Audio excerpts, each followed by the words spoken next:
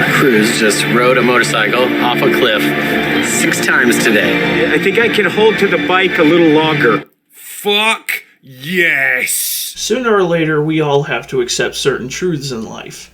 The sun always rises in the east.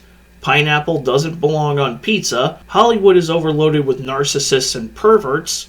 And Tom Cruise knows how to make good movies. And the latest Mission Impossible film, Dead Reckoning Part 1, is no exception. In this film, Cruise's character, American super spy Ethan Hunt, is tasked with recovering a mysterious key from a former MI6 agent he's worked with in the past named Ilsa Faust, played by Rebecca Ferguson. Problem is, Ilsa has a $50 million bounty on her head, and every intelligence agency in the world, including Hunt's Impossible Mission Force, is in a race to collect the key.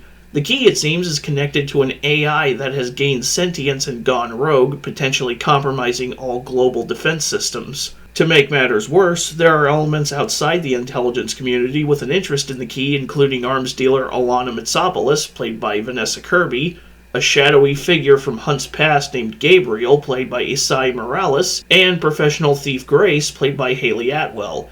To us, it's a race against time to prevent a renegade program from potentially destroying the world. For Ethan Hunt and his IMF team, it's a Tuesday. In a cinematic landscape increasingly categorized by soulless cash grabs, race and gender-swapping rage bait, and deconstructionist dog shit produced for Twitterites too busy whining about what movies should portray to actually go out and see them, it's important to take stock of the rare occasions where Hollywood generates a film that isn't a complete waste of time, energy, and resources. 2023 has produced a handful of movies worth the trip to the theater thus far: John Wick 4, Dungeons & Dragons, Super Mario, Fast 10, and Renfield, just to name a few. But for every one of these, there's a Little Mermaid, or an Elemental, or a Flash, or an Indiana Jones and the Raiders of the Lost Pension. Movies that either had potential but squandered it, focused too heavily on the wrong things, or was simply Disney digging up an old property in hopes of generating a few nostalgia bucks. Thankfully, it seems like Tom Cruise and director Christopher McQuarrie are among the few people left in Hollywood who know a thing or two about what goes into making the best popcorn flick. The conflict is timely without being dated, with Hunt's mission to destroy an omnipotent AI tying closely together with the very real concerns surrounding artificial intelligence today, something that not long ago was considered science fiction. As complex as its narrative is, Dead Reckoning is never difficult to follow. McQuarrie and Cruise go out of their way to make the plot digestible without treating the audience like children, while keeping the narrative complex without being convoluted. It's a thin line that few are able to properly walk, and even fewer are able to do it twice, let alone 4 times. I won't go too deeply into the complexity of the narrative, but I will say that this film makes the most of its 163-minute runtime. We've seen so many movies over the past 10-15 years that could easily be 20-30 minutes shorter than they actually are, so it's indescribably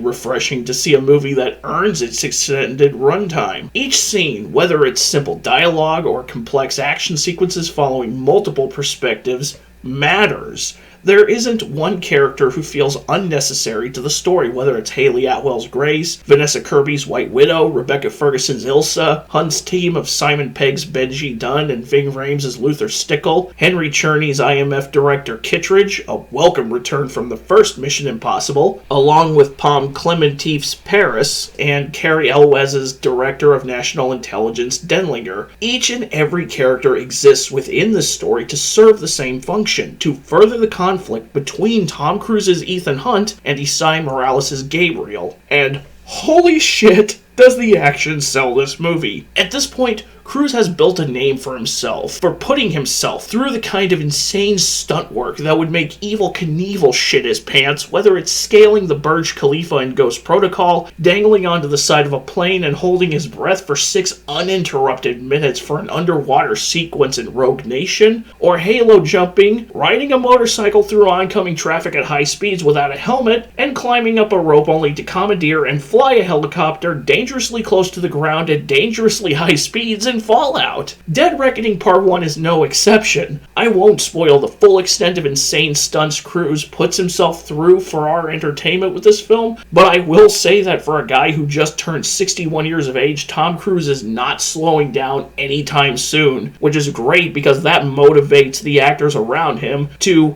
put themselves through the metaphorical ringer for our entertainment alongside him. This series' propensity for practical stunts is on full display and makes the trip to the theater worth it. For the love of God, see this movie on the biggest screen you possibly can.